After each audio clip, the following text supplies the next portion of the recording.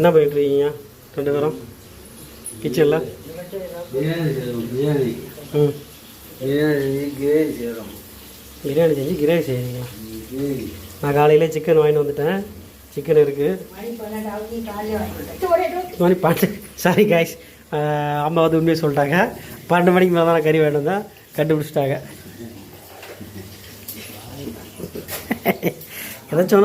எதை சொன்னாலும் டப்பார் அட்டாக் பண்ணிடுறாங்களே.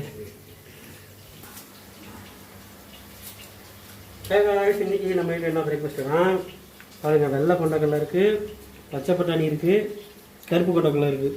இது மூணுத்தையும் மிக்ஸ் பண்ணி கொண்டக்கடலை அழிச்சிட்டாங்க. இது கருப்பு கல்லையும் இருக்குது.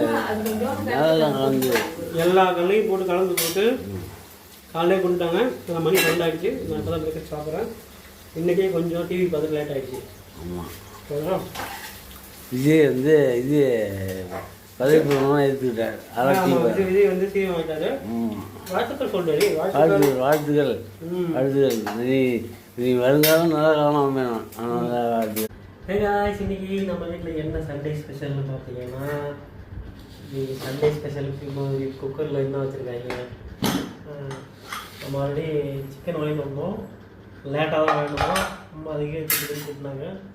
என்ன செய்யணும்னா 1 கிலோ கறி வாங்கிட்டு வந்தோம். 1/2 கிலோ வந்து சிக்கன் பிரியாணிக்கும் 1/2 கிலோ வந்து கிரேவி ரெடி பண்ணுற மாதிரி கேட்டிருந்தோம். அதனால் அவங்க 1/2 கிலோ தனித்தனியாக போட்டு கொடுத்தாங்க. நான் இது என்ன அரிசின்னு தெரியல. பிரியாணி அரிசியாமா நான் நார்மலாக சமைக்கிற அரிசி தானா? இல்லை, அதான் வந்து ஒன்றும் இல்லை.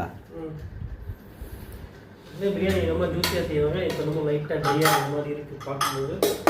பரவாயில்ல. என்ன பத்தாம் முடிச்சியா?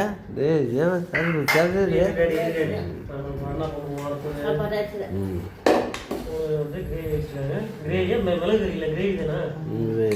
Chicken gravy. கிரேவி உரமான வச்சுக்கணும்.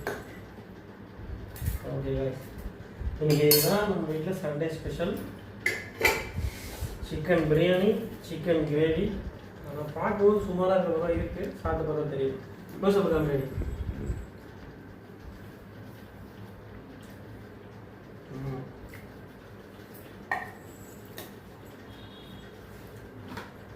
டேஸ்ட் சூப்பராக தான் இருக்குது. கிரேவியை பார்த்தோம்.